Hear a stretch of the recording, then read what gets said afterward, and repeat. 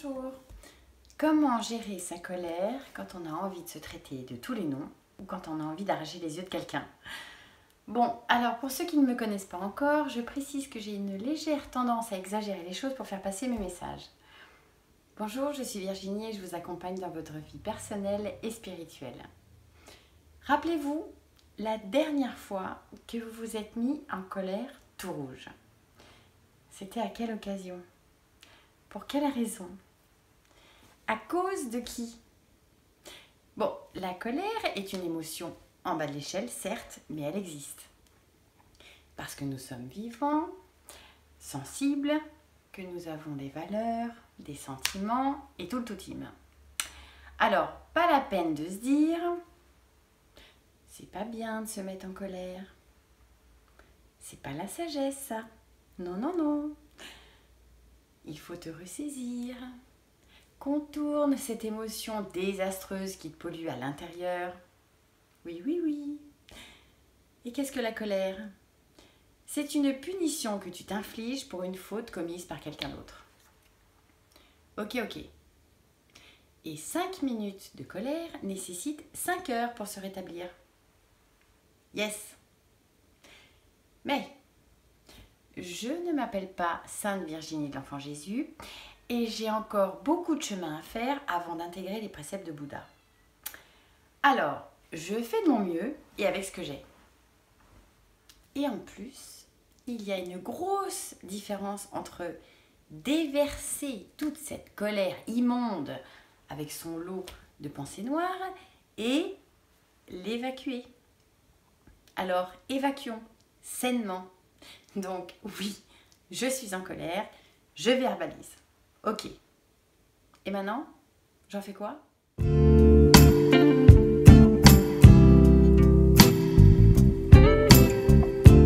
Plus on s'élève, plus on progresse dans notre vie personnelle et spirituelle, plus on prend conscience de notre être et plus les exercices de vie sont difficiles. Alors, acceptons ces interruptions surprises pour monter en grade justement. Alors, je ne contourne pas l'obstacle en me mettant des œillères. Je ne suis pas non plus diplomate avec cette émotion. J'accueille, j'accepte et j'affronte en face. C'est l'accusé-réception du message que l'univers m'envoie. J'ai bien compris. Et ensuite, elle va gentiment s'évaporer, justement. C'est en prenant conscience qu'elle existe, en lui laissant assez de place pour l'exprimer, pas trop longtemps, juste ce laps de temps nécessaire pour qu'ensuite on puisse passer à autre chose. Je sais aussi que ce n'est pas en faisant les mêmes choses qu'on peut s'attendre à avoir des résultats différents. Alors, avant, j'essayais de me raisonner, d'étouffer cette colère, parce que je déteste le bruit et les conflits, et que c'est pas joli, et ça mettait du temps. Mais ça, c'était avant.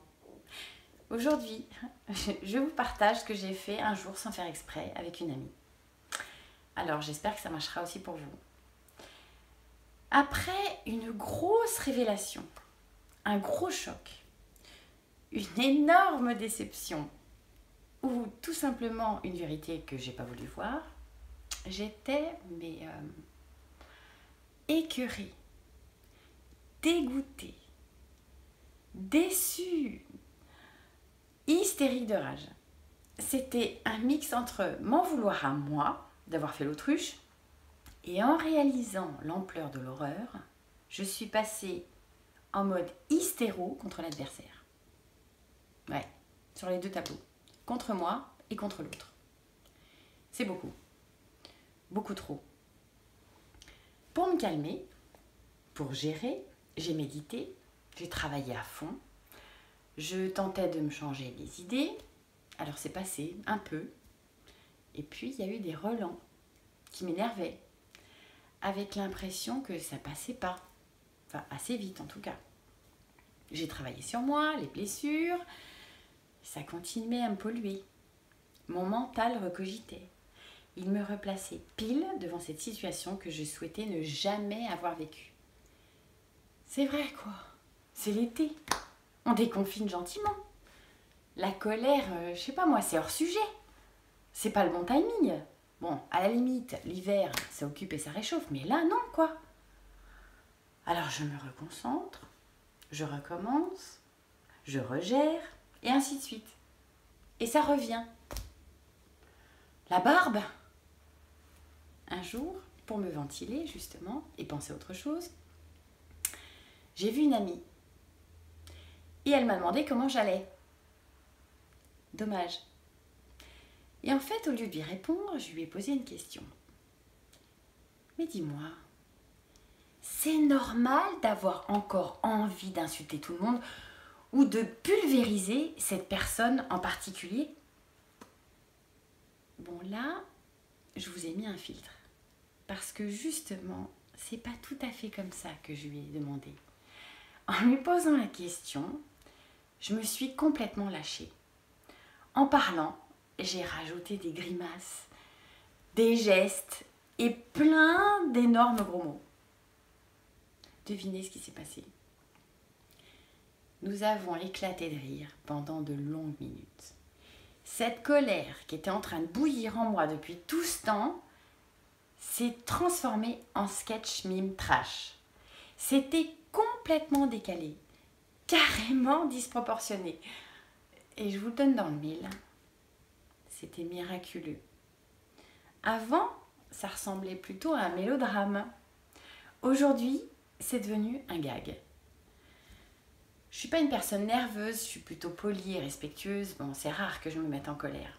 En plus, je pensais être suffisamment éveillée, avoir suffisamment de maturité émotionnelle pour m'épargner ce genre de désagrément. Restons humbles. Tu parles. Mais là, quand même, j'étais furax. Avec des bonnes raisons en plus. Bon, les miennes. Que ce soit de ma faute en évitant de voir la vérité en face, en préférant écouter mon mental plutôt que suivre mon intuition et mes ressentis, ou simplement parce que les comportements de certaines personnes sont juste intolérables et inqualifiables, je me dois quand même de passer par la case colère. Et je dois l'exprimer pour éviter qu'elle s'imprime dans mes globules et qu'elle ressorte un jour en plus avec de la tristesse. Donc, non, je ne suis pas anesthésiée des émotions. Alors, mon mélange à moi, ma bombe explosive, c'est la colère mixée avec l'humour. Vous verrez, le rire a des vertus insoupçonnables. D'abord, il est communicatif. Vous allez faire rire la personne avec votre histoire dramatique grâce à vos grimaces et à vos sketchs que vous lui faites. Et en retour, elle vous fera rire en vous renvoyant l'image de votre tragédie personnelle complètement dénaturée et caricaturée. Vous voyez, j'en ris encore. Le rire prend une valeur inestimable dans ce moment-là. C'est un véritable bonheur. Maintenant, à chaque fois qu'on me demande de mes nouvelles, je ris parce que déjà ça va beaucoup mieux, mais j'en ris encore. Et quand il m'arrive, honnêtement, très rarement d'avoir des réminiscences, je décroche. Je me replace sur le même mode que la première fois. C'est comme un réflexe. C'est ma nouvelle façon d'exprimer ce que je ressens quand j'y pense.